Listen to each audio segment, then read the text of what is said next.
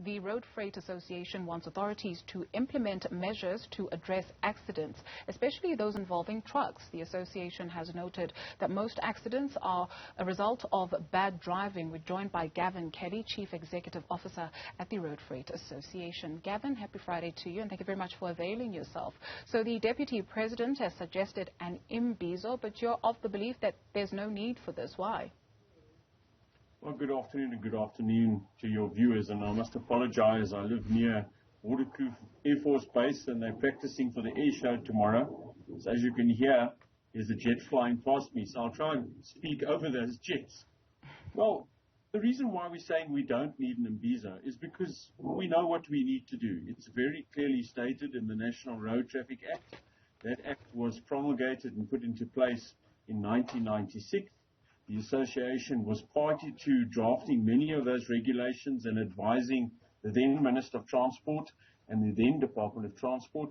And what we really need to do is, like in many cases, just implement the act and the requirements of operators and make sure that they are made to toe the line. Just remind us about some of the conditions of the National Road Traffic Act.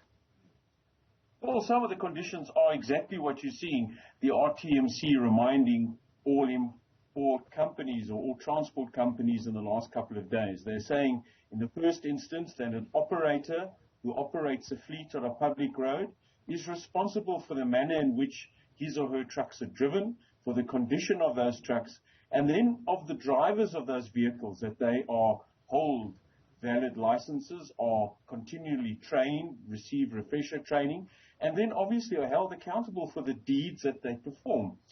Apart from that, operators are also required as employers to meet the requirements of the Labour Relations Act, to be registered with the National Bargaining Council, and to remunerate their employees, so that you don't have what is commonly being articulated, that drivers are chasing after loads because they get paid per load, which is where a problem can arise when they start driving irresponsibly.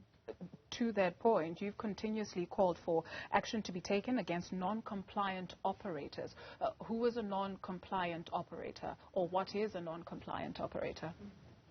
Well, a non-compliant operator in the first instance is an employer or a transport company that does not register with the National Bargaining Council, so does not subscribe to the minimums in terms of wages that are paid to drivers or any employees, does not meet the maximum allowed driving time in a 24-hour period, or the minimum amounts of rest, and issues like that in terms of labour legislation. And then in terms of road transport legislation, doesn't ensure that vehicles are properly maintained, doesn't ensure that vehicles are operated at the specific times that might be applicable to the type of cargo, and then has an oversight role in terms of what the driver does, checks the driver before he or she gets on the road, and makes sure that whatever the procedures are followed in that company, that they are there to minimize risk and to improve the safety of all on the road.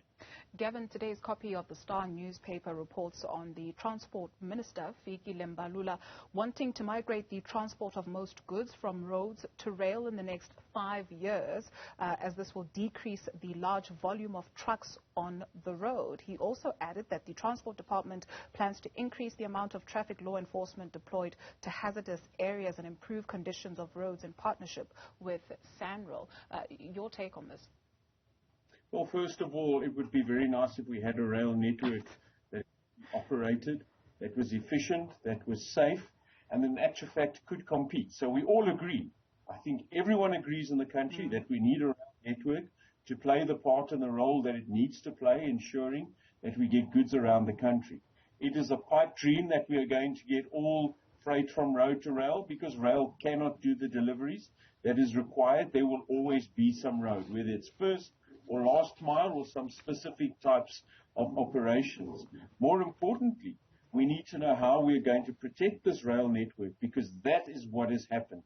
It has been absolutely destroyed. Thank you very much. Gavin Kelly, Chief Executive Officer of the Road Freight Association.